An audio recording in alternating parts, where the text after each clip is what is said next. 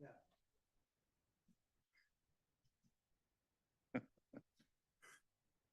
morning, everyone. Welcome to the Tuesday meeting of the BOCC. Are you ready, Commissioner Morrison? Well, at my age, I have to move more slowly than the Yeah. rest of you. If you want to join me, we'll rise and do the pledge. Pledge allegiance To the flag of the United States of America and to the republic for which it stands, one nation, under God, indivisible, with liberty and justice for all.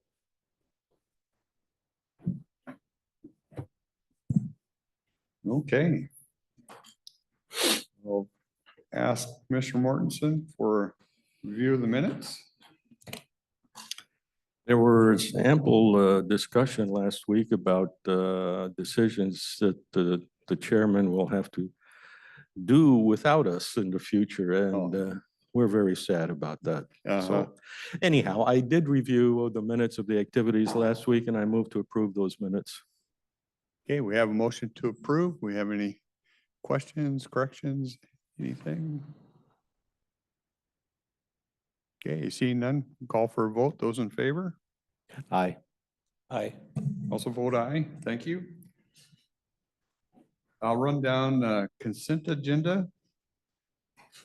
The first one is we have two different call for hearings. One is on November 12th at 9:30 a.m. It's we have a 2-year budget, but we'll be looking at any amended stuff that may have to take place in 2025.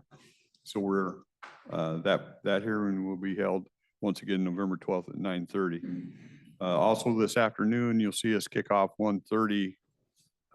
We're kicking off budget talks for 2025. So we will be starting that this afternoon. The second public hearing will be December 3rd at 9:30 for property tax and assessment discussion. So those are two hearing dates. Agreements, contract bids. We have a completion letter to Compass Construction for the Slide Creek Road realignment.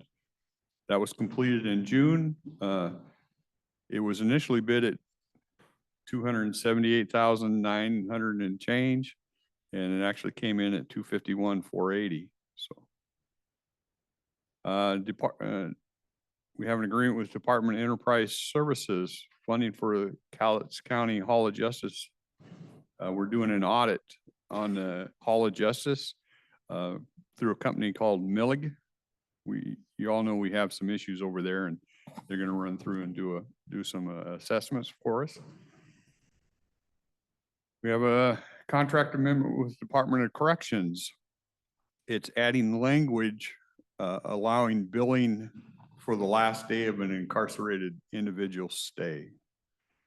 So they've added pay for the last day of a stay. The next three are all interagency agreements with Cowlitz County Noxious Weed. The first one is with the Department of Agriculture to treat some noxious weeds of false brome and milk thistle. It's a $5,000 grant they received. The second one is a $2,300 grant they received from Department of Fish and Wildlife relating to the Follert Creek hatchery. And the third one they received is a $20,559 grant they received from the Department of Ecology to obtain the Washington Conservation Course for a portion of the 2005 grant season. She said yesterday they'll have the Conservation Corps for about 3 weeks, and they'll be working up in the monument. So those are 3 grants that Noxious Weed came through with. Next 2 are resolutions. It's budget season and stuff, so you're going to see more of this as Dyking districts approve their budget and they send them to us, and that's what this is. First one is for Dyking District number 3. These are both over in Kelso, and Dyking District number 1. In correspondence, we received a letter that Bob Gregory is resigning from his position from the Board of Directors for the Cowlitz Public Facilities District.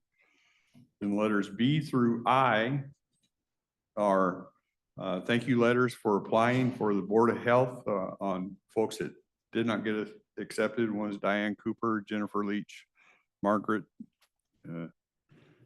Lepick, Mary Jane Malink, Dr. Michael Grubbs, Michael Phillips, Theodore Grammount, and Dr. Timothy Randall. And then finally, I have vouchers for the week in amount of $12,898,483.70. And that's consent agenda. Mr. Chairman, the call for hearings that you mentioned include the November 12th public hearing. That is an important one for setting tax assessments. Remember, we're limited to no more than a 1% increase over the previous year's revenue coming from property taxes, with a few exceptions. And so November 12th will be the public hearing. We do have to take a decision, I think, on setting that assessment rate before the end of November. So public hearing is important on that. The second public hearing was the one where we talk about amending the budget. Okay. With that in mind, I'd like to move that we approve today's consent agenda as presented by staff. Okay, I have a motion to approve, and I see we have. Go ahead, Ron. Okay, item number 3 on the agreements and energy audit. I'm presuming that's a typo. That's $24,880, not $248,000 for an energy audit. No, that's not a typo. It's a pretty extensive review. I hope you have a very detailed expectation for $250,000 or $1 million. My understanding of it is that they will be producing essentially the blueprint on how to proceed to solve the problem. So, for example, we know that parts of the building are too hot and other parts are too cold, all that kind of stuff. That takes a fair amount of engineering to solve a problem with the minimum amount of disruption. I think that's what's on the plate. But if we have Susan on, that would be. It'd be Savannah. It'd be Savannah, yeah. Good Go morning. ahead. There she is. Hi. So yes, this is investment grade audit is it is more than just an energy audit. It actually will put together our conceptual plans for designing our perceived fixes. But this is essentially the first step in gathering all of the data to ensure that we are going down the right direction for the needs there at that building, primarily heating, cooling, and electrical needs. So that's what this is looking at. This is part of a larger construction project. This is the first step, which is why the amount is the 248, because it does also do all of our engineering and design on the construction project of the new HVAC and electrical. So Savannah, in some of our projects, we have 10% engineering, varying percents. This $250,000 you estimate as being how much of the total cost? We think about 4 to 5%. We'll have a better idea, of course, once the investment. Savannah, was that 45 or Oh, no. 4 to 5? 4 to 5%, Okay. correct.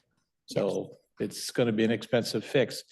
And by doing this investment grade audit, those words are important, that then qualifies us to be eligible for, is it a federal grant for much of the costs? Yes, so we're trying to get a lot of grants for this project, state and federal grants. One of the requirements we have to meet is through the Clean Buildings Performance requirements through the state of Washington. This will actually help us meet that as well. And then there's grant fundings attached to that to help pay for the cost of this audit. So my hearing isn't good this morning. Did you say clean building or green building requirements? Clean with a C. Okay. Um, Green There- building is a whole different You do not, no uh, green, development. no green building, clean building. So, that's a state requirement, but this really, we started down this path not to meet a state requirement, but to address the significant maintenance needs that we have at the Hall of Justice with primarily, again, heating, cooling, and electrical. So normally, how a county would start moving down the road of trying to fix something is we would create a scope, we would go out to bid, we would, award to the low bidder. And sometimes that works out great. And in other times that there's more complex issues, as with, the Hall of Justice, we wanted to take a partnership with the Department of Enterprise Services and Millig in securing a project manager for this project, in securing engineers who specialize in HVAC and electrical and large-scale building upfittings. In the case of the Hall of Justice, the project has a really big scope, and so we wanted to ensure that we were really loading our information and data and making the right decisions for the county. So years ago, I remember when the Hall of Justice was first built, there was a considerable amount of boasting or bragging about an energy system that was based in part on geothermal action off of the vacant lot across the street. My sense is that that technology is no longer effective and that's not going to be included in the upgrade. Or is this audit going to try to revamp that so it gets back to helping us heat and cool? Great question. And you're correct. There is a geothermal unit located across from the Hall of Justice in that empty parcel next to the jail. And that is a component of what they're going to be looking at to see if that's viable to incorporate into a new heating cooling system. And if it's viable, what would the cost be to keep it up and running? And that'll help us bring to the board and the public, some good decision-making tools and saying, this is what it would cost, according to the engineer's estimate, to get this up and running, to create a 5-degree difference in the building. Is that cost effective for taxpayers? Or is the recommendation, if it's not cost effective, then we would go down with, there are other alternatives. But this would all come from this investment grade audit to help help with the decision-making on that front. In my time of public service, I've come to recognize the importance of maintaining institutional knowledge about operations and how things are done and why things are done. But my sense is the institutional knowledge of operating and maintaining that system is long gone, and that one of the reasons it hasn't worked is because it hasn't been kept up, because people have moved on or retired and no longer working for the county. Yes and no. The institutional knowledge that we've lost in the last decade has been, huge, and that's countywide, not just in maintenance. But I would also add that the project, the initial project design essentially failed after the first year or two because it was coming under the dike that's right there and pulling from the Cowlitz River. And what had happened was the pull and the diking system, it was no longer able to pull from the river. So instead of pulling from the river, we did the well system where it's currently located, and that became problematic. So the system design itself failed because of where we were drawing our water from. And then Army Corps of Engineers had some changes in what they allowed. So we had to pull back from pulling from the river at that time. So there's a lot going on there. Again, one of the things I remember from the 80s were the complaints from the folks who worked at the Hall of Justice that with those huge plate glass windows, it made it virtually impossible to regulate.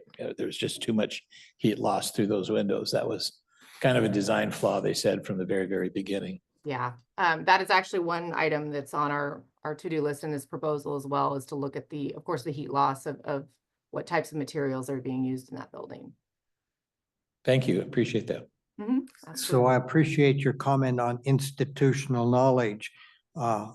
Another typical approach we'd use is you've had lots of contractors and lots of people in over the recent years on a whole bunch of ideas and brainstorming to capture some thoughts.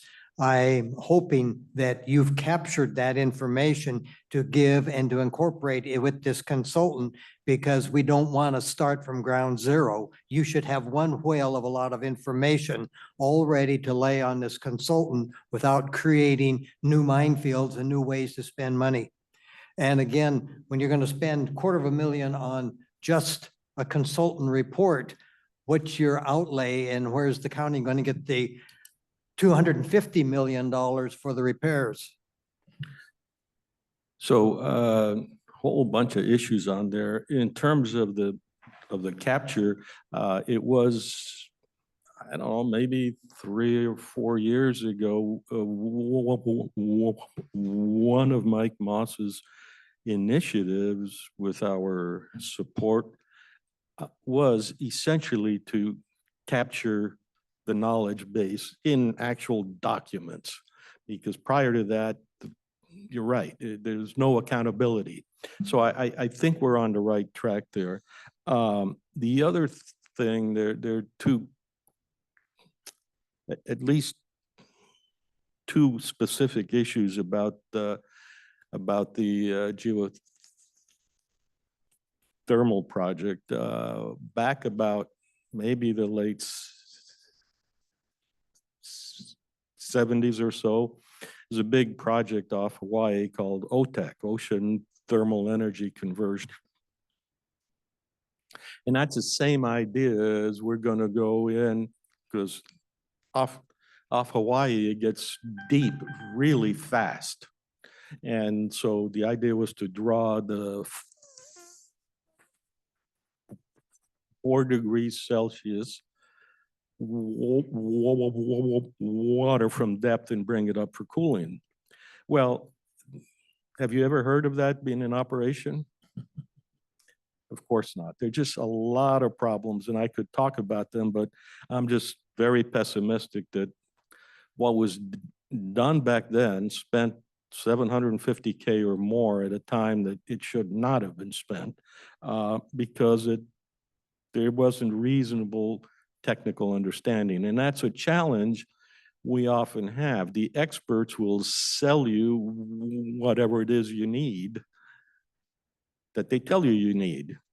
So this is caution for the upcoming board also. Be very careful. You really have to look at things. And then the other issue with this investment grade audit is, I think we have to do it or I wouldn't be approving it, but the Hall of Justice is still a problem, and we've been struggling with that for a long time, trying to decide now what our options are.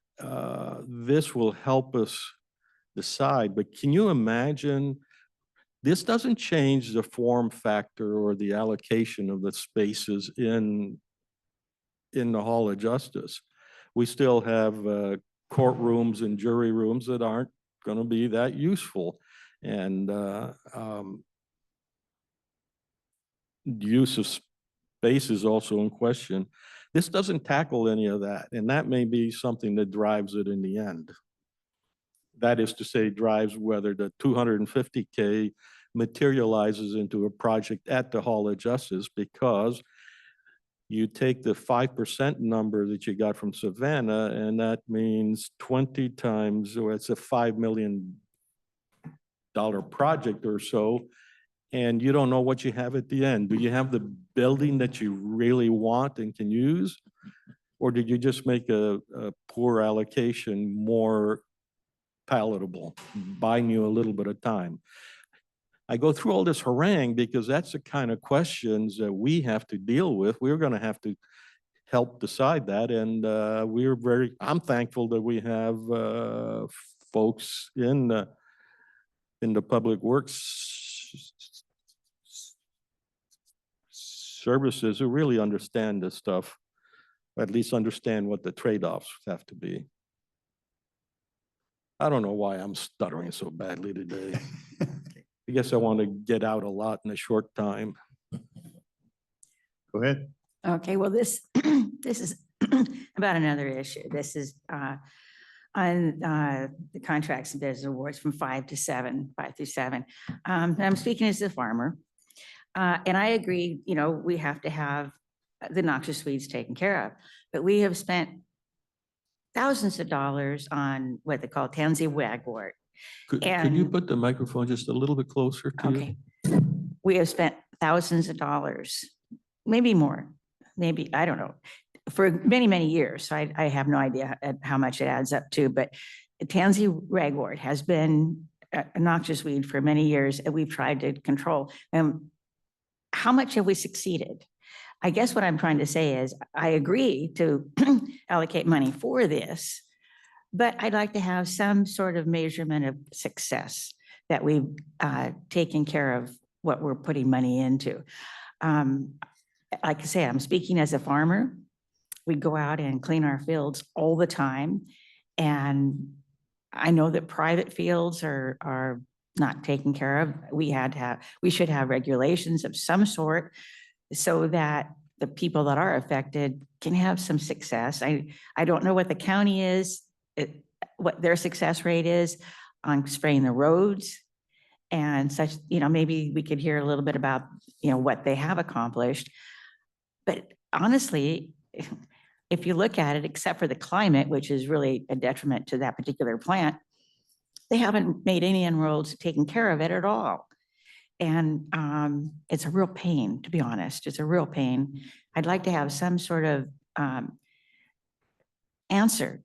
How much have you done? How much has the county done as far as controlling this? So I know Jennifer's not here, so she's going to be the expert to give you that information. She's online. She's online, but I know that one of the challenges in solving the problem is the seeds keep coming in, particularly on trucks and logging trucks that have been the big carrier. So it's not that you can forever I end the agree with that. problem. It's a constant vigilance type of But thing. you have just said the magic words, logging trucks. Mhm. And guess where they are? On private land. And guess how much control the county has over those particular people? The county has no control over Weyerhaeuser, Pacific, Sierra Pacific, I could name a few others, Jorgensen. And yet they're spreading the seeds on the small farmers' pastures. That's just not right. It may be my fatalistic Latin American background, but you have a lawn, you take care of it year in and year out, and you still have weeds. It takes effort. And a county is what, about 1,100 square miles? That's a lot of taking care of. And for the amount we spend on the noxious weed board, it's a hell of a bargain. Now, does it, and clearly, as you point out, it doesn't solve all the problems. It's not solving the problems. I'm sorry. Well, You know, I guess Jennifer I'd like to is talk, raising her I'd like to have. Jennifer I- on at all? Yeah, she's Yep, on. There she is. Go ahead, Jennifer, Jennifer. help us I- out here. I would need you? an answer. Good morning. Can you hear me? Yep. Great. So I understand fully that tansy is a very prevalent species in our county. Two of the grants that we've received funding for are species that are not prevalent in our county as much as tansy. They're in very limited locations. And one of the challenges that we have with all noxious weed control is that seeds can be viable for many years. In the case of tansy, seeds are viable for 15 to 17 years in the soil. The grass species, false brome, which is a Class A species that we're working with, the seeds are only viable for 1 to 2 years in the soil. And we've been working on this project for about 2 or 3 years now. The sites that we have done treatments for landowners and come back and treated a second year have been significantly less infested than the first year that we found those. We are working with Weyerhaeuser, who's doing their own treatments.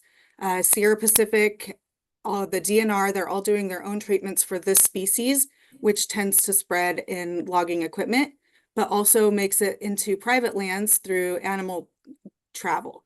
So this Class A species that we're receiving funding for, the idea with those species is to eradicate them so that they don't become a tansy ragwort in our county. we have an opportunity because they are in limited distribution. So those species are really important for us to help landowners control because of the opportunities that we have to stop them now. There are so many species on our list that are Class B species, which are more widespread. And the goal with those is not to eradicate, but to control the spread and reduce the infestations over time. So we really are working with a lot of landowners. I have a lot of data here at the office. If you'd like to stop by, I can go over some of our statistics with you. But we are making a lot of progress on all of the species. Again, climate is one of the factors, and this year we saw that with tansy. It's been a really healthy crop of tansy, unfortunately. But there are different things that our program offers for landowners who are battling that. So I would also encourage you to reach out to us. We have a cost share program. We have a disposal program. We can loan out backpack sprayers if that's what's needed. But we really are trying to educate folks on how to control those. A lot of people don't even know what it is that they have. And that's one of the reasons that we have a really thorough inspection program going and looking for things throughout our county, because we get new landowners all the time, folks who didn't grow up pulling tansy. We have a good population of folks who did and a good population of new folks. And our goal is to educate everyone on what they have, whether it be tansy or another noxious weed. There's probably 80 to 90 different species of noxious weeds here in our county. And I guess I would just end by saying one of the most difficult parts about noxious weed control is when folks are doing their job, you don't see the results of them controlling the species. So it's kind of that missing factor of if the job is done, you don't see it. But also we can't get everything. So a lot of our public works agencies that do rights of way treatment, whether it be the county or WSDOT or the cities, they are doing a lot of work. They are focusing on the higher priority species and getting to those more widespread species when they can. So it's not a perfect system, but we are doing the best to work with all of the public landowners and private landowners to make sure that they have the tools that they need to get the job done. Can I ask you a question? Sure. I do a lot of horseback riding. Well, not quite so much right now, but before. Yeah. And I have noticed a lot of tansy. And to be honest, they're basically primarily on the larger land owners' property. Mhm. And do you have any what do I say, punitive actions that you can take? Because they seem to be ignoring well, even if you go the PUD line, you know, I mean, it's yellow. The whole place is yellow. And you think, well, there can't possibly have been anything done in this area. And so do you have anything to go up to these landowners? Because they're huge. I know they have Yeah. millions of dollars. And so how do you combat that? There are some steps that we can take. The biggest issue is that we only have 2 inspectors and we can't see everywhere. So Just if we 2. receive reports from citizens like you that say, hey, up this power line or Okay. up in this area, there's some tansy. We can request to get out there, see the tansy and help that landowner get it under control. So the biggest barrier for us is that we can't see it, we can't help. If we don't know it's there and we can't be everywhere. Okay, well, you might be hearing from us. Excellent. I However, hope you do come over. We're just across the way. Okay, However, I thought you were asking a slightly different question. Your introduction was something like, please use your hammer to get these weeds under control. And you're asking Jennifer, what kind of hammer do you have when these big landowners don't do anything about their weeds? Is that right? Well, if I can be part of that hammer by informing Jennifer, I would like to do that. And then I would really like to know what you can do to make it more pleasant for them to, you know, abide by the rules. So we've actually built some really good relationships with our large landowners and they're very responsive to our requests. So I typically don't have to use the hammer. In theory though, the law states that our program has 2 options. We can send a notice of violation letter to the landowner, giving them 10 days to comply. And if they do not take significant action, we can either write a civil infraction ticket or do the control work and bill them for it. I If like we- that. So those are the two options that we have with the Hammer. Our program prefers to take an educational approach. So as much as we can, we try to help those landowners understand where the problem is and how to control it, rather than enforce. But when landowners are purely non-compliant, that is an option for us. Thank you. I really enjoyed that answer. Thank you.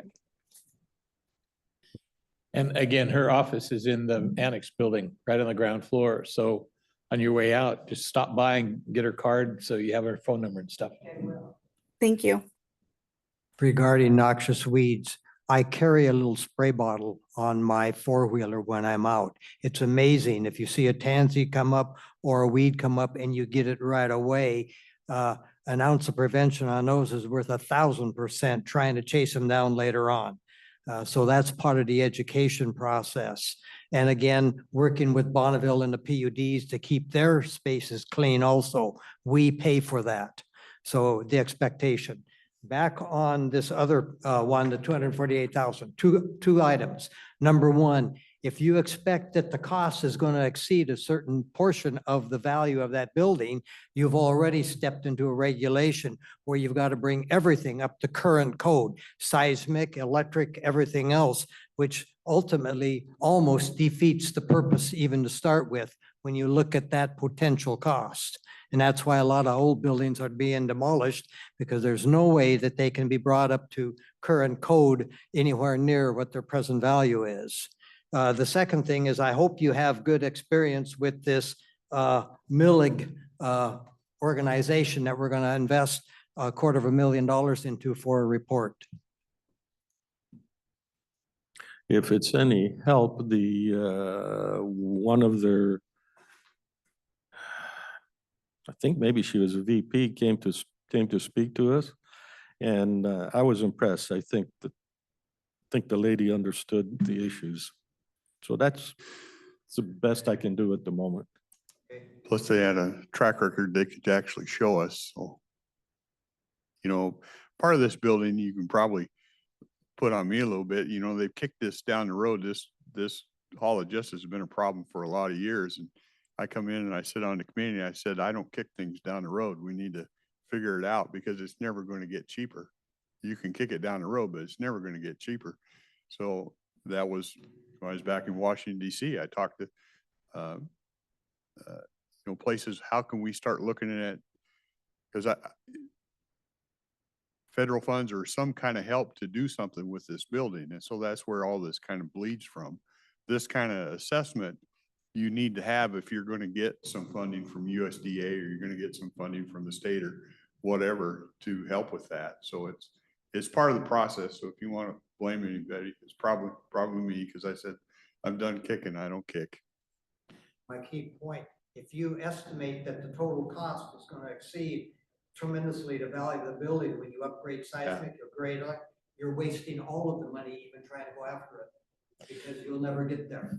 So several years ago, we had a couple of studies done on the facilities. And one of the conclusions both groups made, that the bones of the Hall of Justice were fine. It's the extra stuff, the HVAC system and those things, electrical systems that needed to be upgraded. At the same time, we've constantly had complaints about the quality of place over there. And so it triggers, and this is the data that gets to what you're saying. At a certain point, are we better off just abandoning that site and building completely new?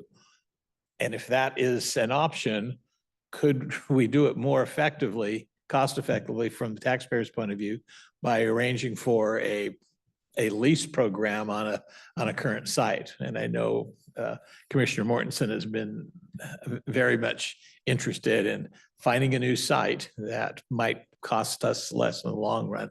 But we need this data first to make sure the trigger is provable.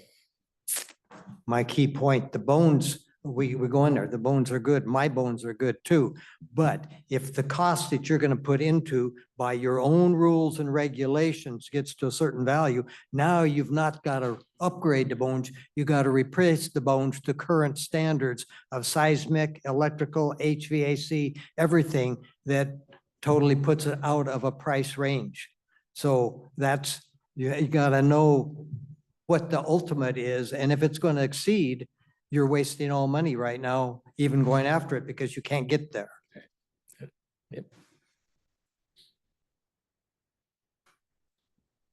You got a hand there, you said? So. Okay, any other comments? We do have, you did make a motion, I did correct? make a Yeah. motion. So we'll go call for a vote on the consent agenda. Those in favor? Aye. Also an aye.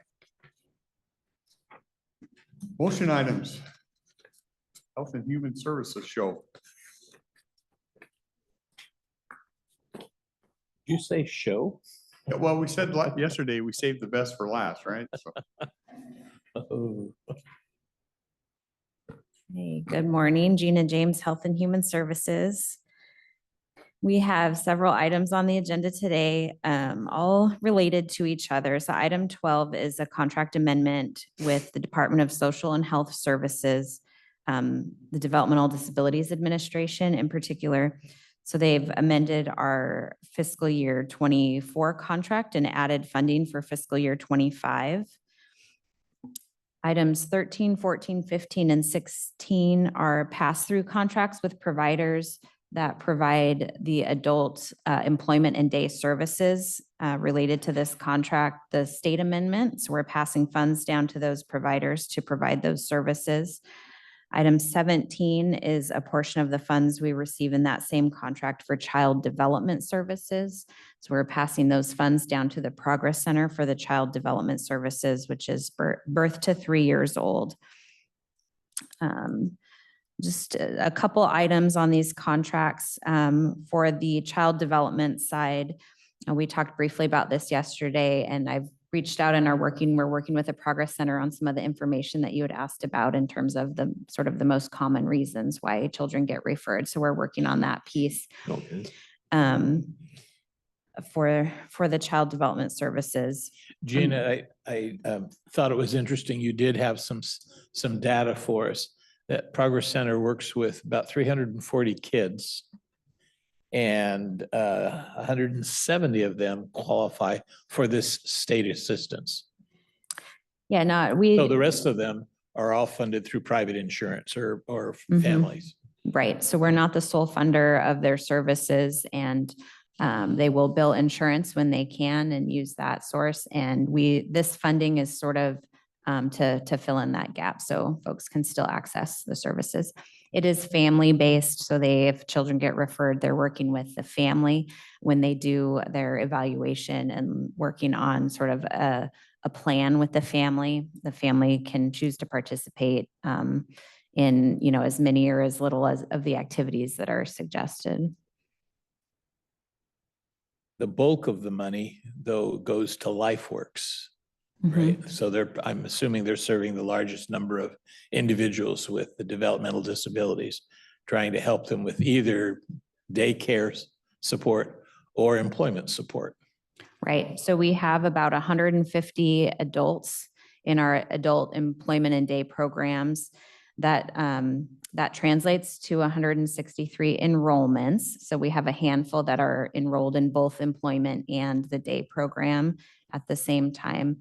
LifeWorks does serve the largest. They have 117 of those enrollments at LifeWorks. So they serve the largest group at their agency. The individuals, when they get referred for, or when they choose to participate in employment or the day service, their state case manager talks to them about which provider they want to work with. So the individual chooses which provider. That's what determines their caseloads and their budget essentially as well. So Calais County has no role in which of these agencies are on the list. That's the clients make the request. The clients choose which provider they'd like to work with. We do have a role in determining if a provider meets the state's qualifications to be considered a qualified provider. So there's certain certain pieces that agencies have to have in place to be in order to be considered a provider for these services. So we do have a role in that particular piece, but the client chooses which provider they want to work with. If I look at just use LifeWorks, that's about $10,000 per person. And most of those people are probably collecting other support from the government. They may be accessing other benefits through the state. Yeah, I know they may be, but I'm saying typically I would expect that they're collecting certainly other support. I'm curious what the total sum of support is because, and this is, I'm not trying to pick specifically on LifeWorks or even on this program because I think this program in general has an objective that I understand. Mhm. But I'm thinking back to the homeless in Seattle. They were spending $100,000 a year per homeless, and that seemed terribly egregious to me. And I know here in the county, $50,000 a year salary is pretty substantial. Yet many of the programs I see, we're spending more than $50,000 on the individual. So if you ever can get for us an all-in cost, and it's going to be statistical, I understand. So the way I would do that is if I have 117 people, I'd try and get, and I don't know you can, get all the money that the government spends in there at every level and just sum that up to the 1.3 and divide that by 117. Yeah, it'd be interesting. I might reach out. I don't know if the state looks at any of that type of data. They might have something around Well, that. yeah, it's unfortunate you know everything about his finances and his and mine and all that, but we can't we can't get the most basic information of this kind, which seems like, how do we know we're not violating the gifting clause or misspending the money? Anyhow. So Commissioner Mortensen mentioned an average of $10,000 a year in benefits. Mhm. No, But in the- cost. I don't know about the benefits. The individual with disabilities doesn't get any of that money. That goes to the agency. Correct. It pays. That agency Mhm. gets paid at a rate that always takes into account all the other requirements for employees because they're the ones that are getting the paycheck.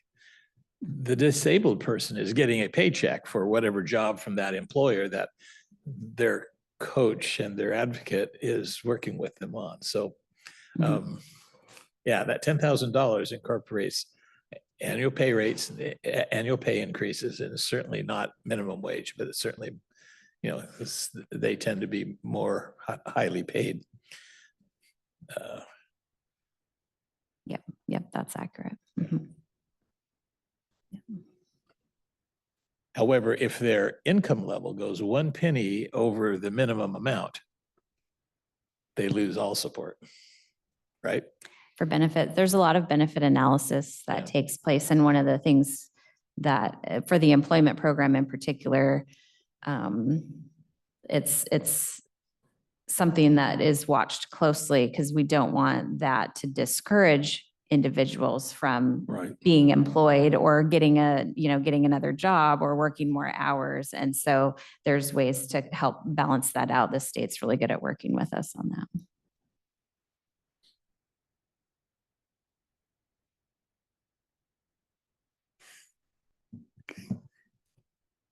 Any other questions?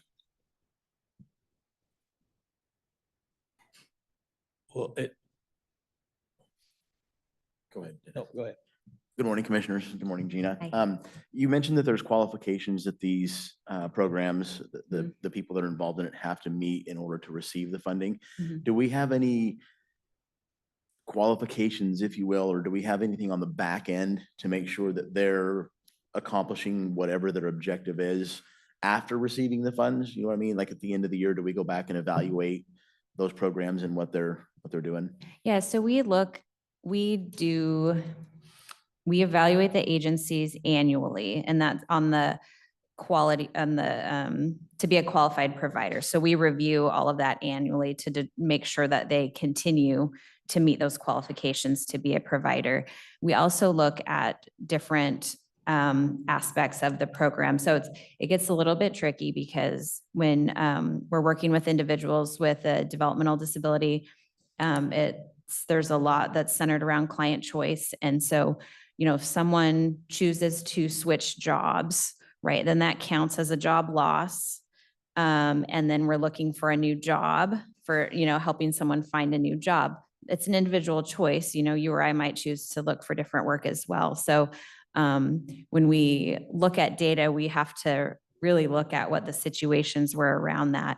We do look at the percent employed.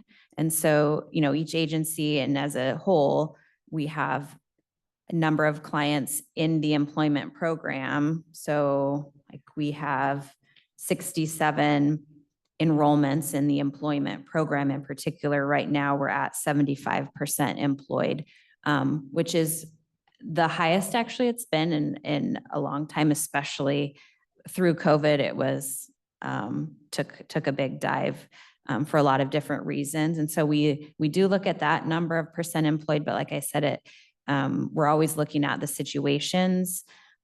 We also, when we do our annual reviews to make sure they continue to be qualified providers, we're looking at specific cases and looking at how the agency is working with the individuals on their plans. They have employment plans. And so they're always looking at, are you meeting the goals that you set in your plan?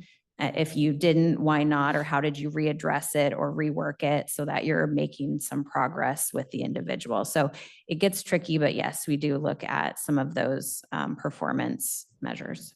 And does an institution like LifeWorks, do they have like an active recruiting program to go and gain more employers so that you don't have the same employers, you know, they can only employ so many people? Are they actively bringing on new businesses? So they are always looking to build, all the agencies to build relationships with employers.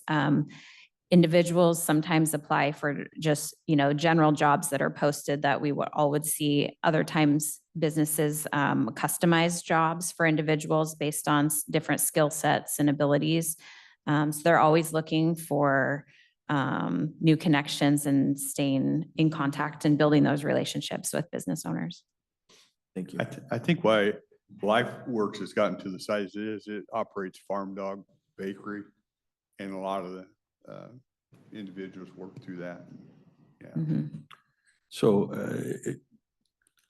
question that's a simple yes or no answer.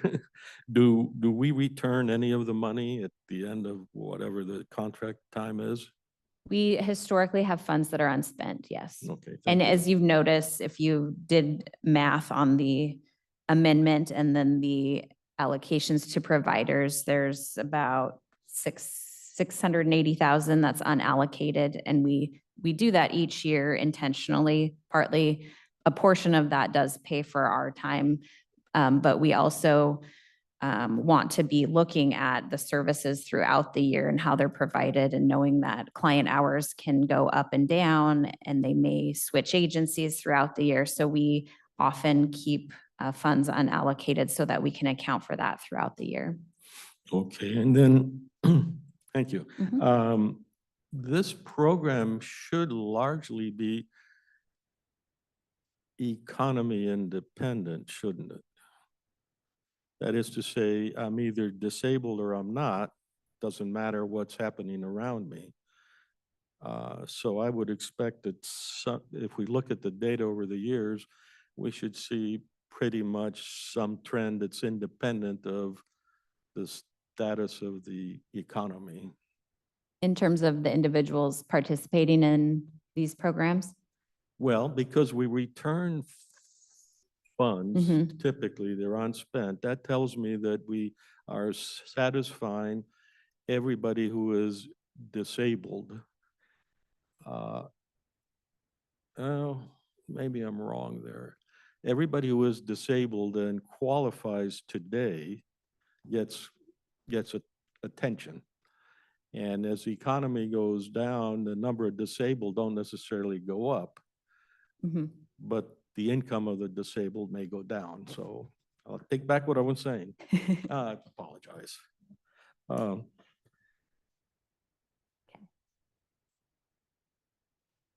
So I'm looking at this and I'm seeing in my kind of engineering Excel spreadsheet format, a fantastic opportunity at the end of the year to have a display of what was the results of all of these programs, meaning I think everyone is some way or another employing disability of some sort.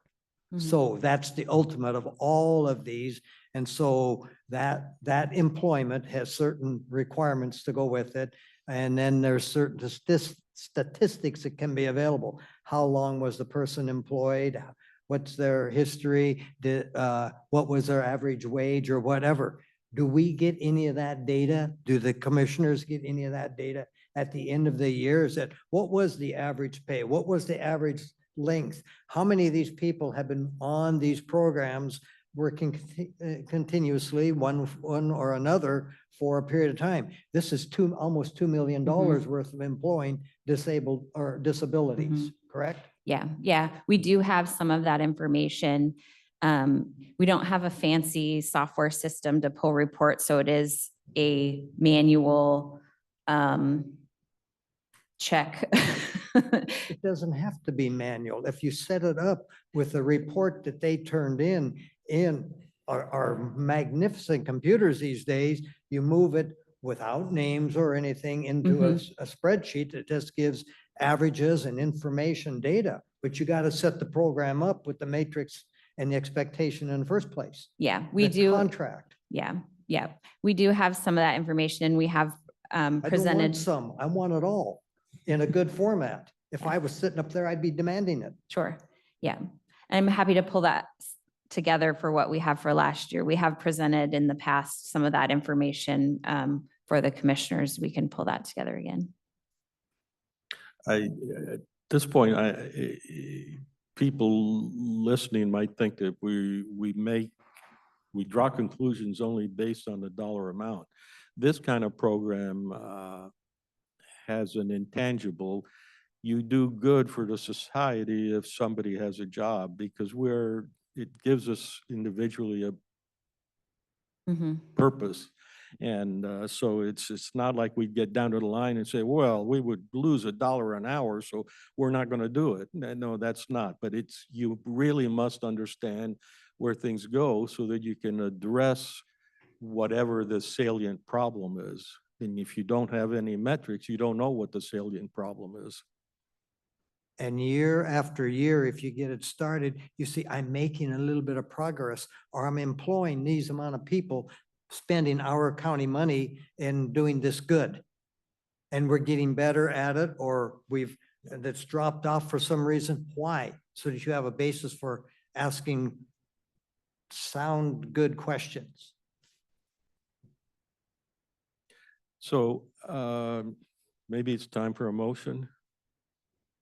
Sure. Mr. Chairman, I will repeat an admonition that the more we depend on grants, the more our destiny, our present and our future is out of our control. And there is a danger in this development that we've had over the years where we depend more and more on the government for these things. So I'm going to go ahead and make the motion that we approve the contract amendment as has been discussed. But understand that it's, as I've said, I don't need to repeat it. Okay. So we have a motion to approve the contract amendment as discussed in item 12. Okay. Any other questions, comments? Seeing none, call for a vote. Those in favor? Aye. Aye. Also vote aye. So How do you want to take the others? I- 13 through 16 are all just, I would like to make a motion to do the 13 through 16. These are the folks who are providing employment and day services for the developmentally disabled. I would move that we approve the contracts with the various providers of services for developmental disability, employment, and day services for LifeWorks, for Compass Career Solutions, for Goodwill of the Olympics and the Rainier region, and Employers Overload, as described by staff. okay. So we have a motion to approve basically the provider of the services, which would be items 13, 14, 15, 16, LifeWorks, Compass Career, Goodwill, and Employees Overload.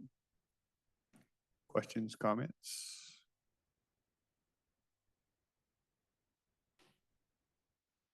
The thing that I wanted to mention is that we are witnessing a rebuilding of the program. We saw devastation, like, as you Mhm. mentioned, during the COVID, and it does take time to build the programs back up.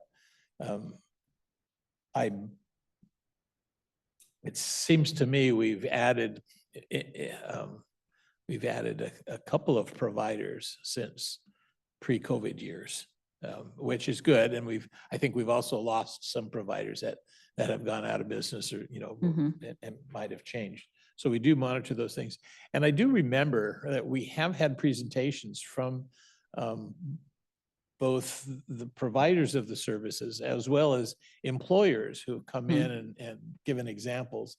Of course, we run into HIPAA rules and regulation on how much information about the person's disability that we can do in a public setting. But it's going to be timely next spring, probably, to do another one of those kinds of assessments to look at that, along with maybe some of the more numbers that Ron said we should be looking at.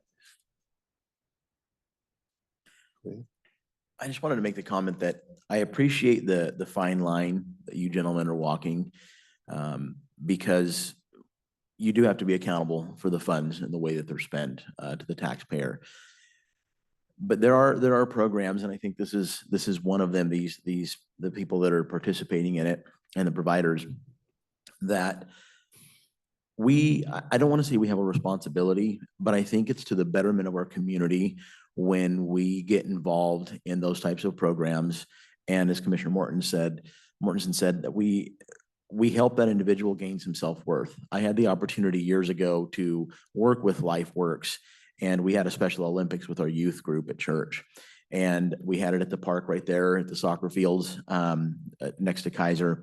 And they brought their clients there, and we had different little events that they were able to participate in and activities that they could do.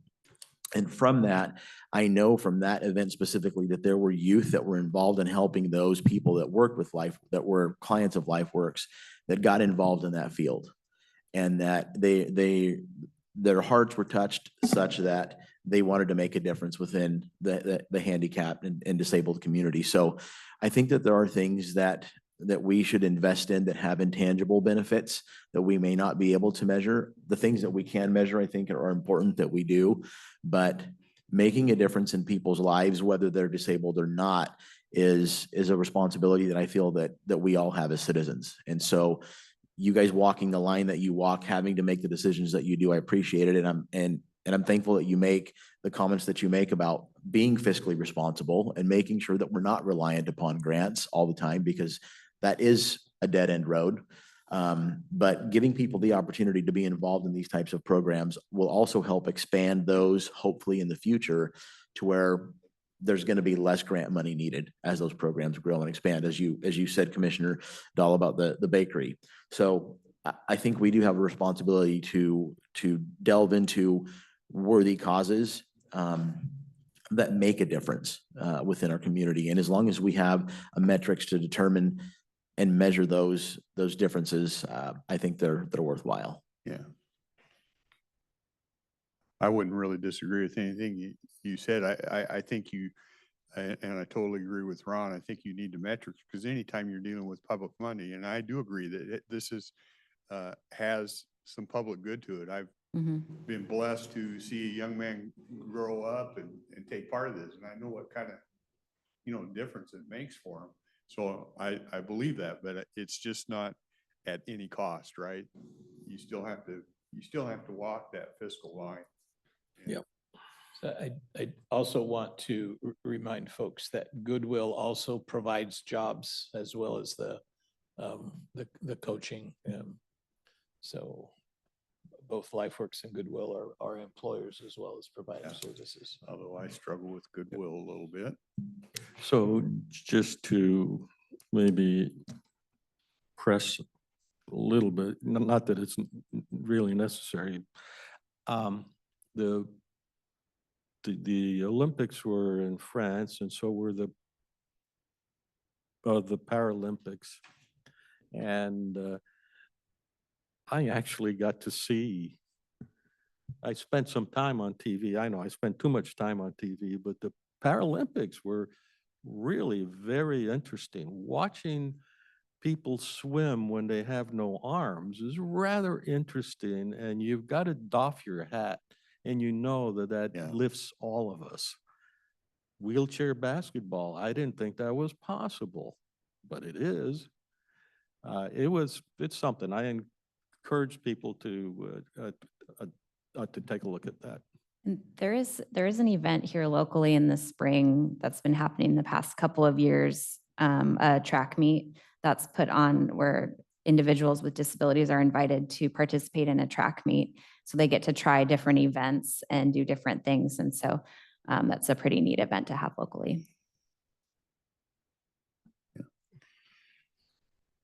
Okay, we have a motion on the floor. I'm not seeing any other hands or anything, so call for the vote. Once again, this is for items 13, 14, 15, and 16.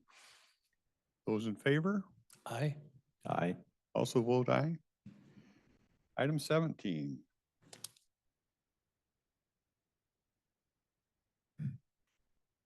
Yeah. I'll just be honest with you. I try to call around and try to figure out, I know they serve the younger kids, but I don't know what the results are, how it works out, and it's hard for me to get an answer. So me personally, I'd like to see some of the information that they're bringing back before I do that, but that's just me personally. So that would require us to find out what the timing is on this. By when do you need a decision?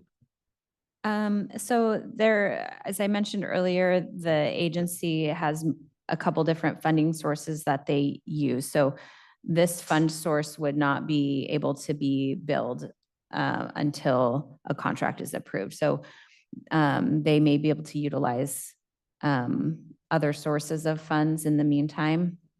In terms of our timeline, we don't have necessarily a hard timeline. It's just that matter of them being able to bill for the services.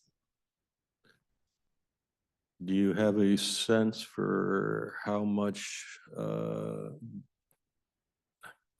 how difficult life would be if they didn't get funding on, if we didn't decide this until, well, let me back up. The contract they currently have expires when? It expired in June, the end of June. Okay, so they've been without funding from us since then. For July and August. Okay. Because they will get, I was thinking of making the decision in January when the new commissioners can weigh in there. I'm not sure that's important, but that's just a thought. Then the other thing is, I get very antsy when it deals with children, and if this were an independent, this were a private agency, I would have more confidence because they would have clients only if people thought they were getting some value out of it. In this case, I know they've got to operate under all kinds of regulations from the government. And I think the government does a very poor job on our children. So I'm challenged here. That's what gives me the angst. And so I was hoping that they'd be able to provide a little bit and give me some comfort that the kids are actually getting some benefit out of this. Yeah, so I'm happy to bring some information back. I know what we talked about yesterday was sort of the common conditions or reasons that children get referred. So that's what we've reached out about so far, but we can also ask about. I mean, if they've helped these kids from 0 to 3 and Hmm. they should be able to tell you if they've caught up and now they're working well in the school or, Okay. there should be some improvement that you can identify.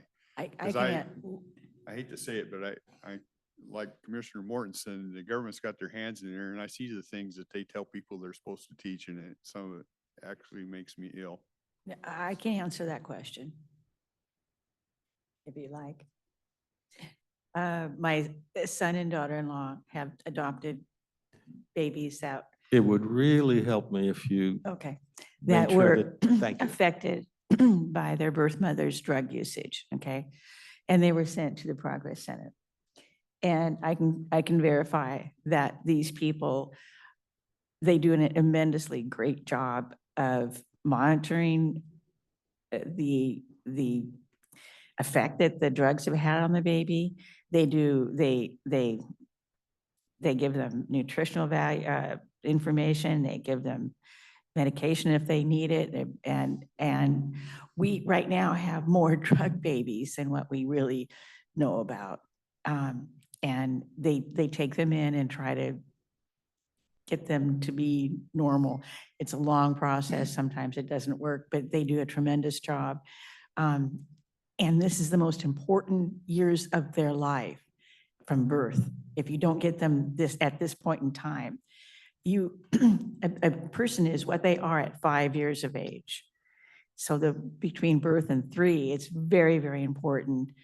Their growth, their intellectual growth as well as their physical growth. And I can tell you with like I said, we've gone through that and we know what they do for them and it is very good. They really are a big help. Just thought I'd, With, you may have already violated HIPAA of some kind. Oh, I did? Oh, I'm sorry. Well, so my question is, can you violate it even a little more?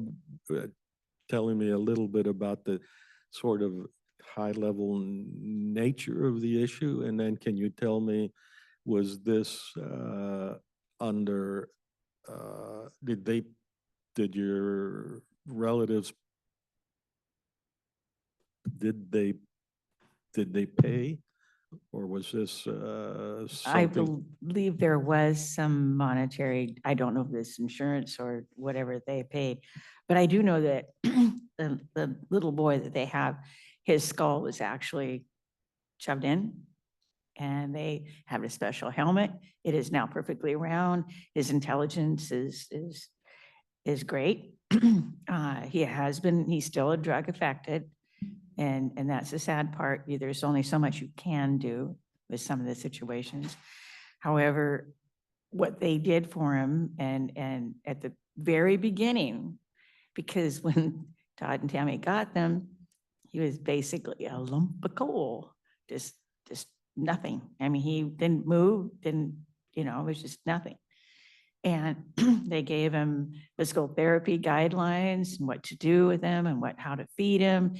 Like I say, they did the helmet, they got the skull back where it's supposed to be.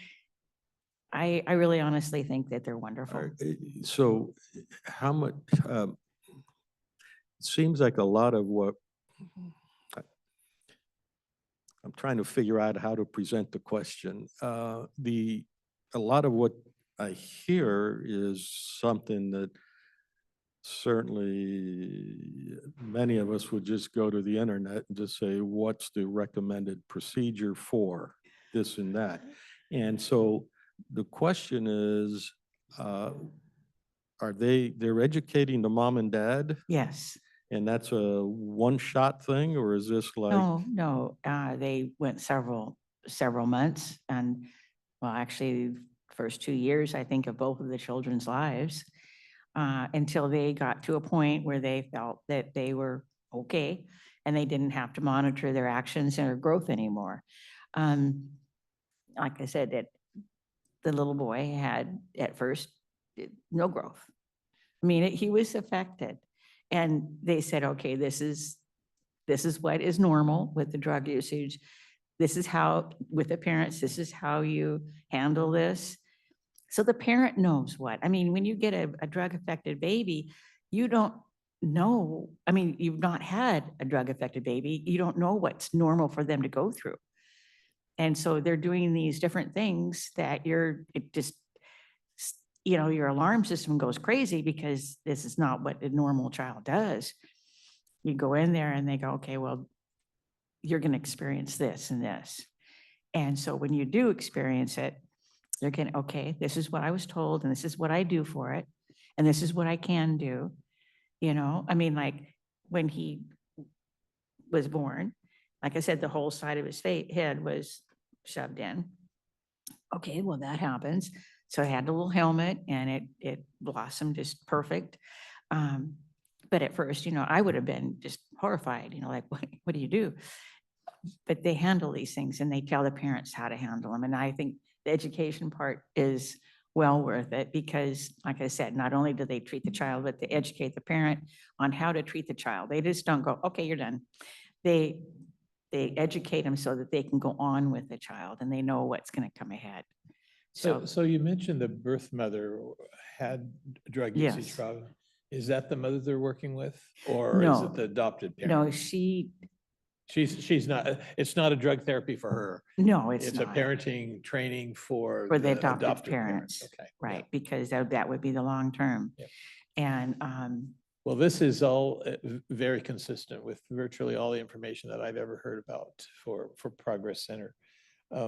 I think it is absolutely essential, especially with new commissioners coming on, that they have a presentation on the purposes of the program, what it does, what its limitation, so we can be ensured that some of the indoctrination ideas that we hear about other educational programs isn't applied in this case. I think, 1 to 3, you're not going to get into too much of that so-called indoctrination. Yeah. Because you're talking about really basically helping those kids to get prepared.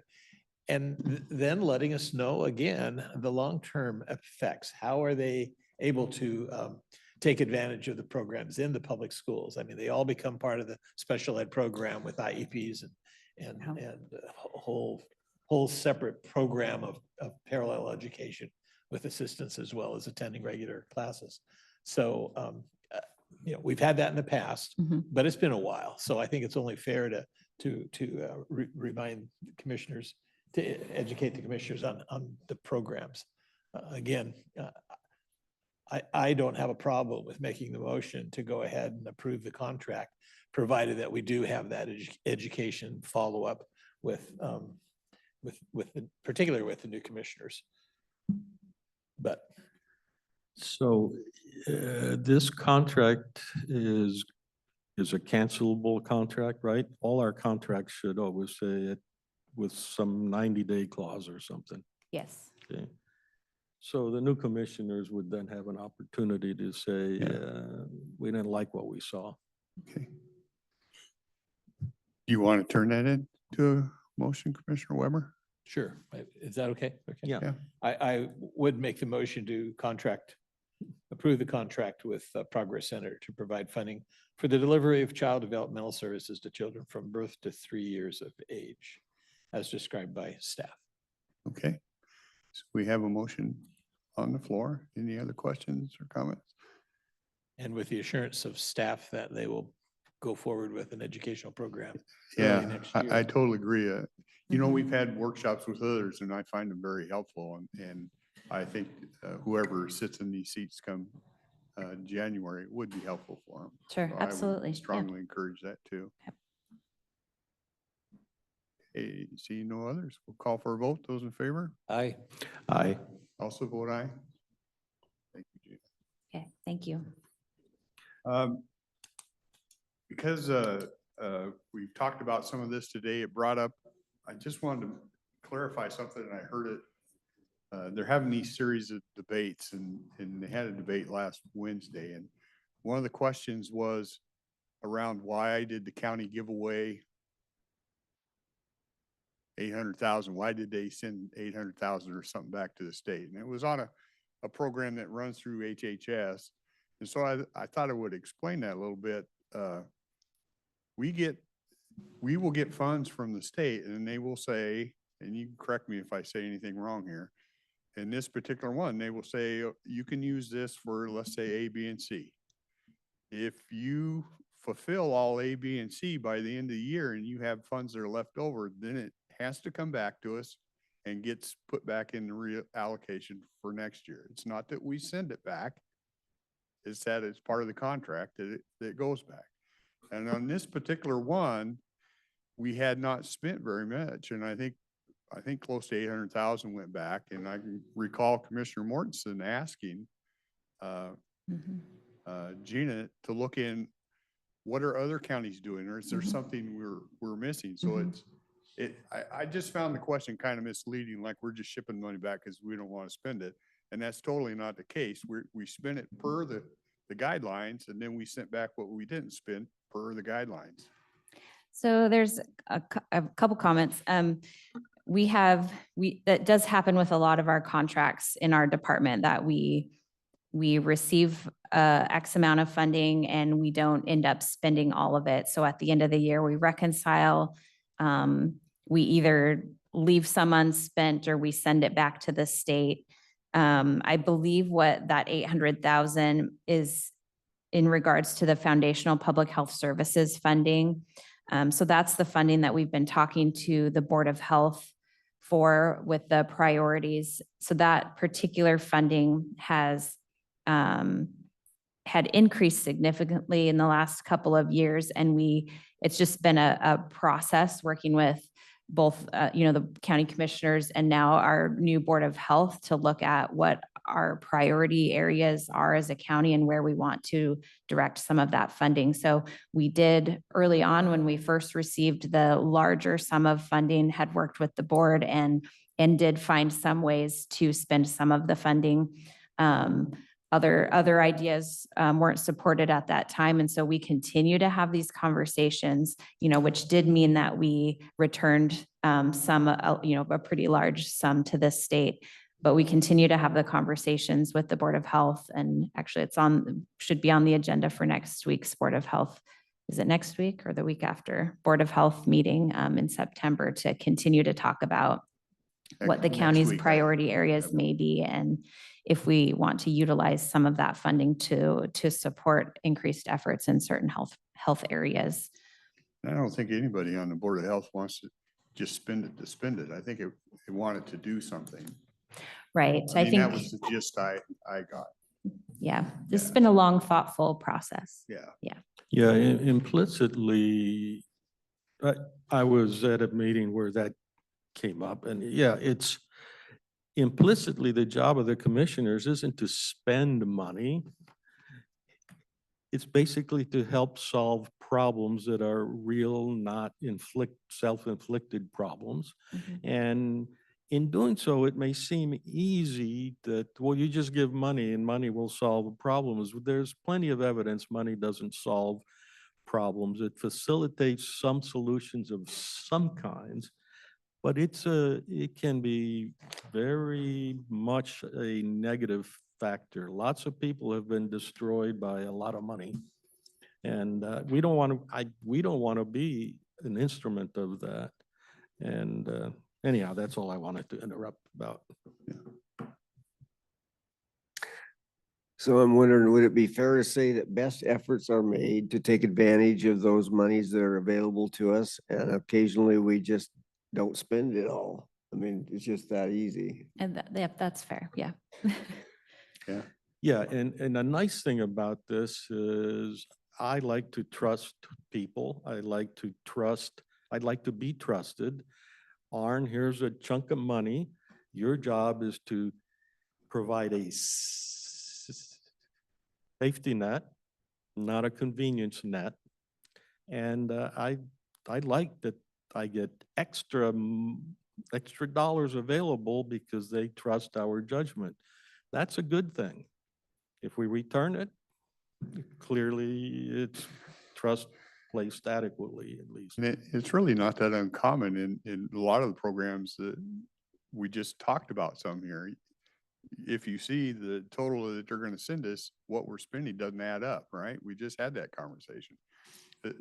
So it's not uncommon that we don't spend everything the government that gets allocated down here. It's based on the need. When the need's satisfied, the rest goes back. I mean, So based on the earlier comment about finding out, do other counties typically spend every dollar, or do they send some of it back? You know, each county is very different. So there are some counties that spend every penny, and there are some counties that return funding. It really just varies depending on the county. So did we fall on the side of the minority group that sent money back? Or the- Probably, yes. I Okay, would say this. I would say so. good for us. okay, it is open to public comment. Got a short crowd today. Not seeing any. Remember at 1:30 today, if you have interest in seeing as we start the budget review for 2025, that'll start today, 1:30 in this room. See nothing else unless you gentlemen have something quick. So several weeks ago, I mentioned the State Association of Counties board meeting this week. Tomorrow afternoon, the meetings start with a meeting of the Timber Counties Caucus. That'll run from 1 o'clock until about 5 o'clock. Hearing reports for the harvest rules being proposed for state-owned DNR lands, which are designed to generate revenues for some counties as well as educational institutions and the state as a whole. We're also reviewing the latest development from the federal Forest Service on the management of the national forests, which is again much more controversial. They used to harvest a lot. Now they don't harvest very much at all, and that does pose some unique problems for counties that have a lot of public lands that they can't generate. They don't get to generate much in the way of timber tax revenue because, you know, particularly if it's federal, they're not harvesting a whole lot. So that's going to be some interesting updates on the issues of interest to us. Cowlitz County actually owns about 11,000 acres of farmland that we obtained through foreclosure in the late 1930s and the Great Depression. And rather than manage it ourselves, we have an arrangement with the the Department of Natural Resources. They manage it for us. So not only do we get revenues from timber tax, we also get revenues from the sale of the timber that's harvested from those 10,000 acres. A bunch of it is in the Riderwood area. A bunch of it is right on the edge of the border with Wahkiakum County. And a small amount of it is down near Yale. Interesting. So we have an interest in paying attention to what DNR comes up with. Interestingly, DNR is always, they charge us a management fee. So if there's, $1 million being generated by the sale of logs that Cowlitz County owns, they charge us 26%, and they're proposing adding to that an extra 2% to 28%. I think I have those numbers correct. What's interesting is that the overhead costs for large companies like Weyerhaeuser is about 14% goes into the management. And it's kind of, it's always interesting that the state is, not surprising, the state is, charges a higher fee to manage forests. So anyway, we're going to a meeting tomorrow afternoon. I won't be able to be in the afternoon meeting because I'll be at that timber caucus meeting. Can I ask a question? Sure. Does the state have the right, I know it's private private land, it's owned, and they're growing a crop, and so they should be able to harvest that crop, just like any farmer. However, lately, in the last 3 years, there's been a tremendous amount of logging, all my trails, actually, every one of them practically, which I'm a little steamed about. I mean, isn't there a limit to, I mean, I know it's private property, but isn't there some sort of a limit that the state has for harvesting trees? And is there an enforcement on that limit? So as you can appreciate, there's multiple answers to that. I'm not an expert, so I'll give you my best guess. And if there's others that have more expertise in that, it's different. The state has very little regulation of harvests on federal lands. They do their own thing.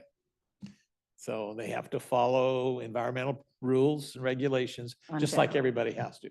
So the federal, we've got a chunk of the Gifford in our county. Yeah.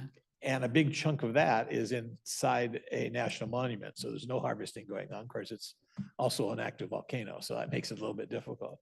The state has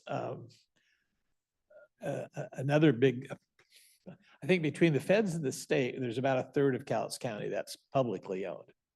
So the state has a job of generating revenue for school construction particularly. That dates all the way back to the original territorial days when Section 16 in every township was set aside for the states to utilize for timber production.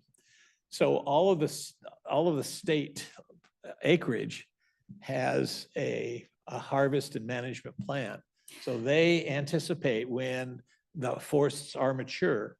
So it Yes. wouldn't be surprising that there's a maturity that happens about the same stage because, they were clear cut at one time. And so it's growing back. Then the privately owned forest lands qualify for a special tax category, assuming that they manage according to their plan. Again, the state reviews and, certain environmental rules and regulations. You can't harvest so close to streams, for example. And so Yeah. a lot of rules and regulations that have to be followed. So, and then we have the private, the small tree farmers, and they've got programs as well. So I wish it were a simple answer, but it's complicated. I know, well, the reason I bring up this question is that years ago, and I do understand that, the tax goes to the schools and that's a good plan. However, over the years, I mean, before, let's see, like 95, of course, I'm a lot older than you, so going back a bit, where I would ride at my horses and things, and we knew that there was a certain percentage of the trees were going to be cut down. It never affected us that much. Now, I don't know if you've noticed, but they're logging exponentially. I mean, it is acres and acres and acres behind our place, and it's like the last 3-4 years, so much more than in the past. That it's So it's earlier very, today, you mentioned a company, Sierra Pacific. yeah. Okay. And Are they they are are they doing- the neighbors that are doing Uh, this major harvesting? They own a lot of my trails I ride on, and Weyerhaeuser as well, but they're doing a huge amount of logging. And if you look around in the hills, as you drive down the freeway, you can see these patches. Yeah. And that's only a very, very minute part of how much they're logging. So my thing is like, isn't there a limit to have this? I mean, you've got to have a limit. And I know it's a private property, but I mean, just for an example, I do know that they are taxed less than the smaller private homeowner and stuff for their land. I mean, it's a timber. We had it on our farm for a while and we had 40 acres, but not now, of course. So their tax is less. And because of that, the public was allowed access, okay? Now, I have to pay $125 for one permit, which is just a small little area. If I want to ride in another part of the area, I've got to pay, this is Weyerhaeuser, another $125. Just to So get in each the company charges access fees? That's access fee, and that's just Weyerhaeuser. Sierra Pacific, not quite so much, and they haven't. But what I'm saying is they probably will, and yet they're still paying a lesser of the taxes. But my problem is, and Sierra Pacific is now just wiping out. I just can't even tell you how many acres. There's that many. If you're around Castle Rock and you go on freeway past Castle Rock, just look around the hills, even from the freeway, you can see there's got to be some limit. Is there not some limit imposed on these companies that they can only do a certain percentage every year? So the reason it sounds like I'm trying to evade the question. I'm not. Again, I'm not an expert, but Sierra Pacific bought that tract of land from International Paper. Right. International Paper bought that land from Long Bell. So that was part of what they're harvesting in massive amounts was all cut down in the 1920s, 30s, 40s by Long Bell. So it would make sense that becomes mature. And I don't know whether this is the third growth or second growth, but whatever. It wouldn't be surprising that Oh. there's an awful lot that's being harvested now. The key thing is that there has to be environmental rules and regulations Well, with watersheds. I- But I don't think the state can say, no, you can't harvest. Well, how about just a certain percentage? Because they used to do that. A certain percentage was harvested every year. So you couldn't do plots that were together. You had to have them separated by a certain amount of land. But now it's all running together. Yeah. I mean, it's just, it's incredible how much they're harvesting. And I'm sorry to get so cranky about it, but I think there should be It changes your quality of life, isn't it? tremendously. Yeah. I mean, But it did give me a view of Mount Rainier, Mount St. Helens, and on Well, a I'm clear day, sorry. the top of Mount Adams. well, I'm glad for your view. However, it's just, I mean, these trails, yeah, it took me years to get these trails together, but it's just the amount of trees being harvested in 1 year. Where before, when we did fund the schools, because that was part of my husband's, he was on the school board and was all involved with that as well. And the funding it for the school. So I know that, but we did it with fewer trees being harvested. So you did mention Weyerhaeuser, and again, a distinct memory when I was a kid growing up here was Weyerhaeuser advertised sustained yield, certain amount every year, so it would be constantly going. So that tells me that that's a private company business decision. Sierra Pacific has to pay off those investors, and they've got to harvest the land, so They you know, almost they're want their making, money they now. may be making different decisions on how much they harvest. I suppose so, but I really think that, I don't know, there should be some limits because it's, in some areas, it's actually changing the environment around it tremendously. The wind has come through our valleys. It's a lot harder to some of our homes and things. I don't know, like I said, I just wanted to know. As you probably already know, Long Bell bought the lumber from Weyerhaeuser in about 1919, 1920. Weyerhaeuser actually acquired it from the Northern Pacific Railroad in alternating sections. That was originally land grant called, and they bought it in 1900. So in those first 20 years, Weyerhaeuser had to consolidate. They did a lot of consolidation, so they didn't have the alternating. Mhm. And in 1912 or 13, we had a dramatic, significant global warming problem in Southwest Washington. It was called the Yakult burn, and it burned Oh, yeah. everything from Yakult down to Washougal. and it was mostly Weyerhaeuser property. And so at the time, Longview was being put together with the tract that Long Bell bought, which was on the Lewis, up north of where you live. Hmm. Weyerhaeuser is trying to salvage whatever they could from the Yakult burn. And they kind of ignored us. They said, go ahead and develop. And then in the late 20s, they said, okay, it's time for us to harvest the St. Helens, mostly on the other side of the river. It's been interesting. Yeah, I understand how when they acquire land and they try to manage it and everything. I just want to see them think about the public a little bit more. I'm sorry. So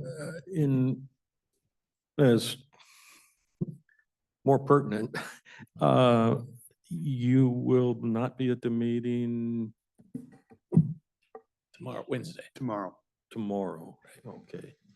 And then there was one other thing. Later on today, there's a Veterans Advisory Board. I have that on my You're going. calendar. Yeah. Okay. So a couple of positives on following up on Flo's comment. Number one, private enterprise. The sales, the county got money out of those sales, correct? That was good. Secondly, private enterprise, they're going to be responsible, and probably in 5 years, you're going to see really nice young green forests growing there again, because they have a responsibility to their shareholders for getting something going back on that ground, which is much more aggressive than our public grounds are taken care of in this state, no matter who owns them. So Yeah, they with one replanted my whole hillside. with one caveat, and Wahkiakum County has suffered from this caveat. You can get investors who buy mature stands and harvest them and then sell and move on. And they don't necessarily, they have a different attitude on long-term and sustained yield. The larger companies that, we depend upon do a better job of that sustained yield and Yeah. replanting. When I first had my property, all the way up to it, you're pretty much under a tree canopy. And then they did a first harvest, and I can't even remember how many years ago, but replanted, and those trees are probably 12, 14 feet tall now, the new ones. And then 2 years ago, they did the other side of my hill that gave me all the view, and those are, about like, yay. So they're all coming. You can see them coming. correct. And for wildlife, the young forest and young ground is so much more accommodating than the old growths, et cetera. So there's good benefits on that. So my real question is, what is good for the county citizens, for the county to have their own ground rather than moving it into private enterprise? Why should we as a county even have any forest ground? That's a great question, and I'd like to ask it in a different way, but it's where I'm heading. The property that we own that's in this reserve sort of, Yeah. what capability do we have for using it? Can we sell it? Can we put it up for sale? So when, my understanding is when it was foreclosed upon back in the 30s, and the decision was made to allow the Department of Natural Resources to manage it for us, it was placed into a trust. So it's a timber trust, county timber trust lands. There's about 13 or 14 counties that have a similar type of arrangement with DNR. Interestingly, Grays Harbor didn't make that choice. They hired their own forester, and they've been managing it on their own. They have the right to sell it. But when we establish the arrangement with the DNR, it becomes a trust, and the law only provides one exception to get it out of that trust, and that is if it's going to be used for park or park purposes. We can reconvey it back to our ownership, not private ownership. So again, decision made, in the 1930s by those commissioners, kind of said, we're going to keep that and keep the money coming into the county And that's why we as commissioners have to be very careful about these long-term commitments. And we always need an escape clause. Clearly, we don't have one here. Now, we actually do own some other timberland. It is in the area of the landfill that has not been developed yet. I think if you've been in some of the discussions, the landfill is designed to have 22 cells.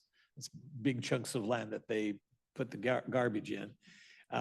We are finished up or getting ready to finish up with cell number 10. So we're halfway through the development. When we get to all 22 cells, we go back around a second time, and that gets us the long-term storage capabilities. But the agreement we made with Weyerhaeuser when the county bought was that Weyerhaeuser had the first right to harvest the trees off of the land. They claim to have sold it to us at a discount so that they can get the fair value by harvesting the trees. So as we develop each of those cells, Weyerhaeuser comes in and logs off that top. And then So let me challenge this discussion on trusts.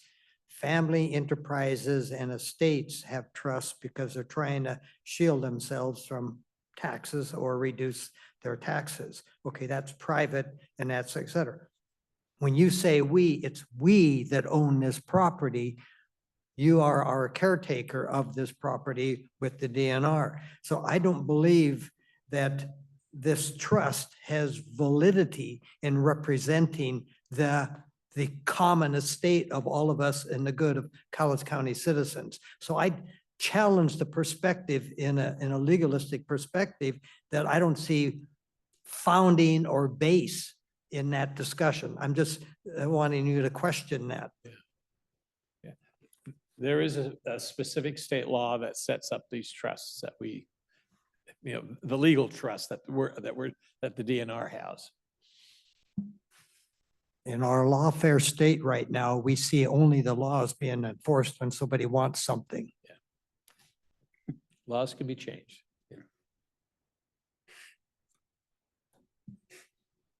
Okay. Anything else? Thanks for the conversation today. Thanks for attending and being part of the meeting. We will adjourn. You got a hand up? Who's up? Sorry. I didn't see it. Dave, you had a hand up? Morning, can you hear me? Yes. Excellent. So yeah, I just wanted to tap in on that conversation about timberlands again. I have lived in Toutle for over 20 years at this point. My parents over 30. And I would just point out that north of Castle Rock, there are a couple of parcels adjacent to the highway 504. Couple 40-acre parcels. One of them north of 504 was logged 3 or 4 years ago. One south of it was logged probably 1 or 2 years ago. That 40-acre parcel north of 504, it is adjacent to it.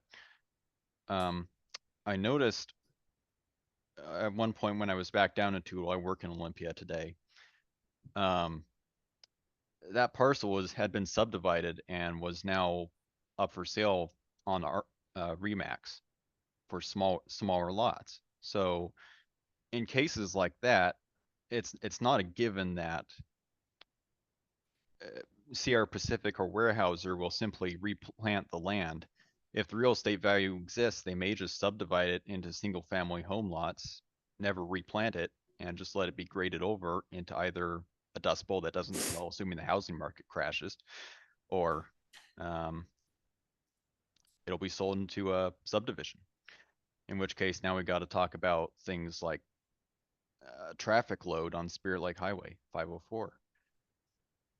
Yeah. And if you want to talk about sheer area, I've noticed north of the 505, 504 intersection headed towards Toledo, the Toledo cutoff, as it's kind of commonly known around Toutle.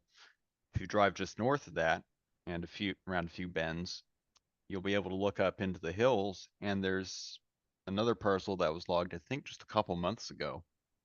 I measured it on GIS, about 151 acres, and that was all at the same time as well. And now, context for that is it's in Lewis County.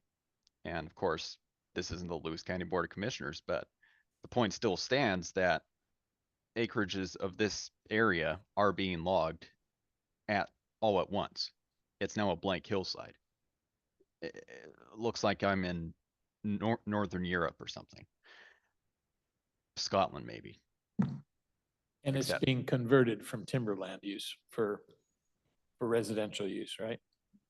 Well, I'm not sure about, I can't say for that piece, but I just know that there are real estate signs around that one parcel of 40 acres on Spirit Lake Highway that I mentioned earlier. I mean, So, maybe it'll be replanted, maybe not. Sorry, go ahead. Yeah. So about 20 years ago, I served on the appeals, no, let's see, the Boundary Board of Adjustment that looked at annexations. And I remember a case dealing with the city of Kalama.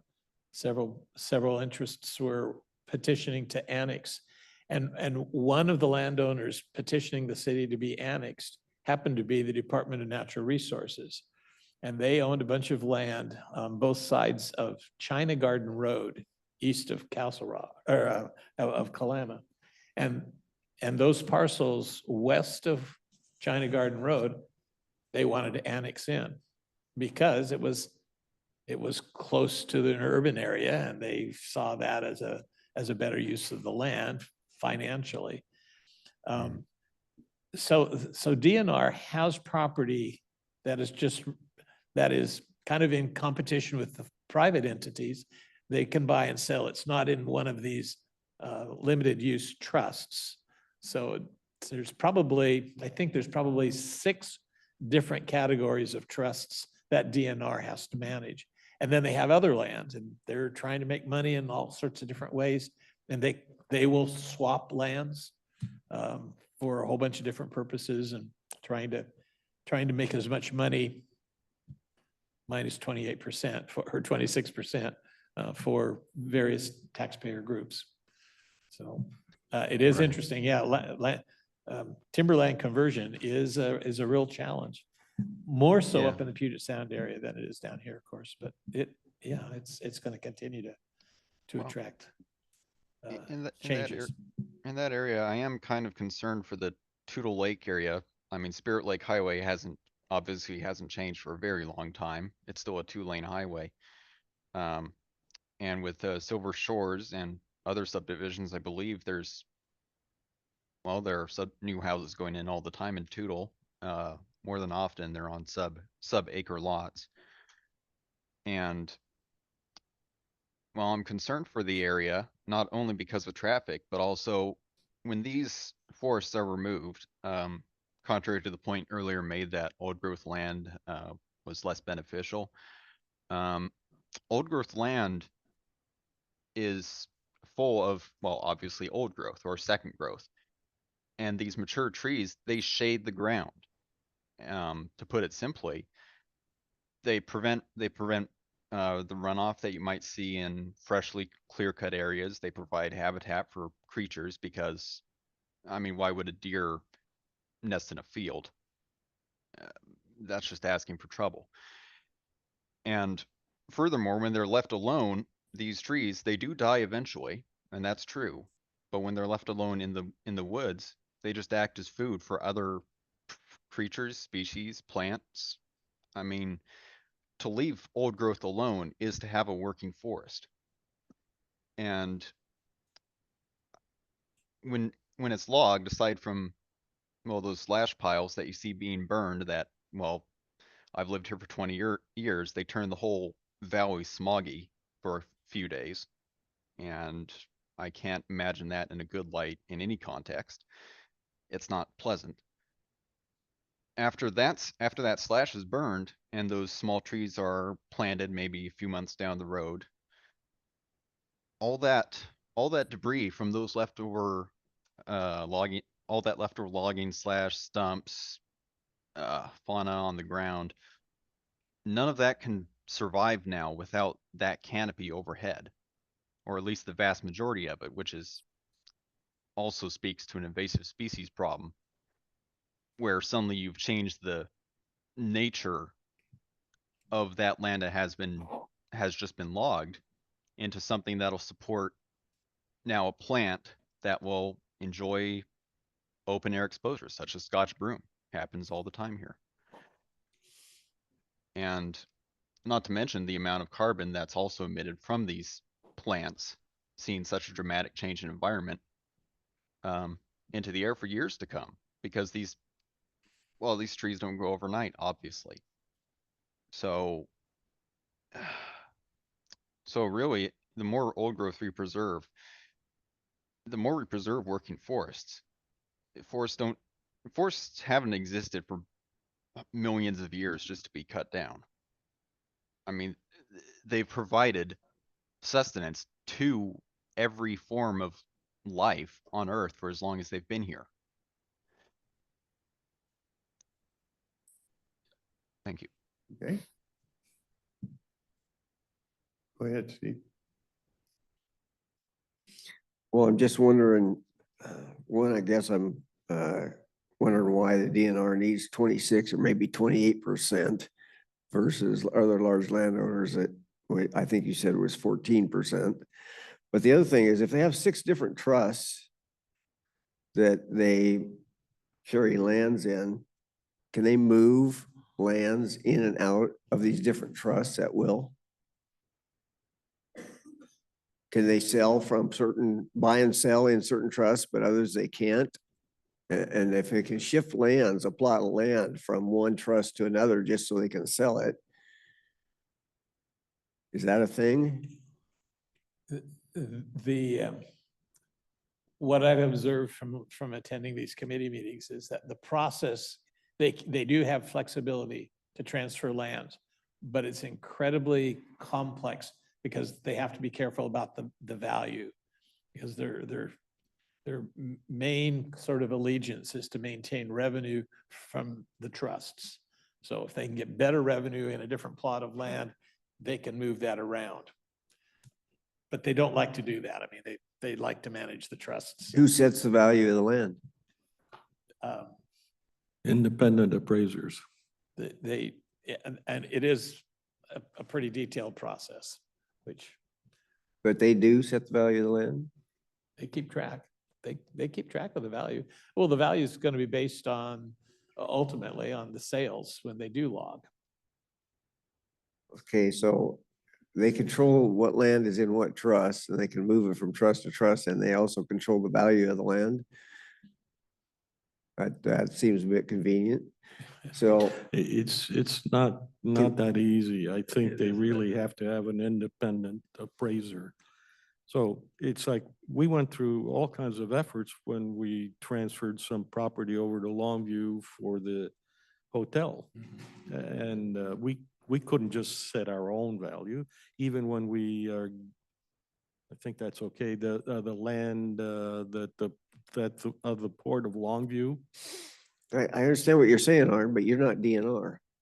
That's why I'm not being what? You're Oh, not DNR. I'm Yeah. asking about DNR. If they have control to set the price of the land or the value of the land, as well as moving it from one trust to another, so for their convenience to buy and sell. Do you know for Then a fact that's that what they I'm could asking. set the value? Pardon me? You know for a fact that what you said is true? That's what I'm asking you. I Right, just right. asked a minute ago and you're saying, yeah, they So- can because they manipulate it, but they also have to go through some technical process, which if they're the ones going through it, doesn't tell me they're getting any type of outside auditor to look at it. The process, which I said was a very complicated process, does involve outside appraisers. I mean, they've got to do that. It tends to be an open process. There's a natural resources board of directors that is comprised of various interest groups that advises the Commissioner of Public Lands. Okay. There's also a Forest Practices Board that also sets up the rules for harvesting. And both boards have different interest groups, including representatives from the county, which is why this committee I'm going to tomorrow is in place. It's our state association's oversight of, we're hearing reports from our representatives on both of those boards. So it isn't something that the commissioner can artificially create and do just unilaterally. His hands are tied by the process that is basically set up and established by state law. They don't let the commissioner get away with a lot, but it is pretty complicated. Well, I guess my history tells me a few years back, it used to be the schools were based on timber values. They used to have a timber tax that protected them, and that was their base. That was through DNR. They got all that stuff through DNR. And that's gone, correct? No, DNR still, Manages timber for the school districts? yes, all those, that was the original timber trust set up from that, again, that section 16 in every township. Now, section 16 in those townships doesn't necessarily mean it's good timberland. And so they've got the flexibility to get good timberland to generate a constant flow of construction. One of the challenges is the cost of constructions have continued to go up faster than the value of the revenue coming off of the timber. So if you trust can't lands. get land back to sell to a private enterprise through the county, can DNR, do they ever sell land to private enterprise? I don't know. I know that they exchange, they swap. And we have a little deal with the Yeah, we had- gentleman up on Frederick's Road. Along the Lewis River Yeah. Basin, a gentleman, it's involved, it's not yet totally resolved, but it's been a thing where the gentleman was going to exchange this property over here for DNR property adjacent to his property. And that's been going on for 3 years, maybe 4. And the gentleman with the property has had to go get appraisals for his property. And at that point, it just becomes a negotiation where the DNR can say, well, I think my value, the property of my value is X. I don't know that they have to justify it in that case because it's being played against a private individual that's saying, here is my 15 acres and here is your 5 acres, let's trade. So it just becomes, well, it really should be 5.5 acres or, something like that. Okay, I appreciate the explanation. Let me try it as a yes or no answer. Does DNR ever sell land to private enterprise? What do you think an exchange Actually, is? I know they do it. In the case that I'm thinking of is that Kalama case. They sold they're developing the land for residential uses. So they're converting it from forest land in that particular area that met their goals and so there are occasions when they sell. That's all I wanted to know. Yeah. Well, a gentleman made a comment in the chat that we should ask DNR, and the answer is, that's a good place to start. Okay.